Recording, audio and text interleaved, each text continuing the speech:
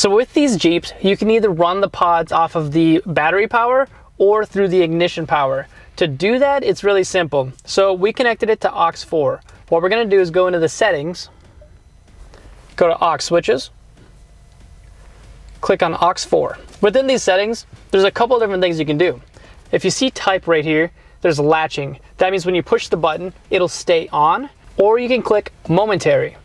If you do that, you can just push the button, hold it, and it'll be on. As soon as you let go, the pod lights are off. That's a super cool feature, especially if you have people high beaming you and you want to just blind them for a second. I like latching, so I'm going to leave it on latching.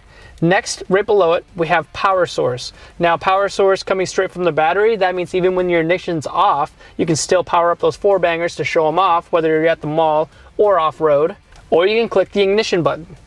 Pushing this, they'll shut off when you shut off your Jeep, they'll turn on when you turn on your Jeep. It's a really convenient way to do it, and that's the way I like to do it. Now, I really do hope this video helps you guys. We want people to know and understand the best in automotive lighting, so if you want to find out what else we have to offer for your Jeep, go to headlightrevolution.com, type in your year, make, and model, and you can see everything there.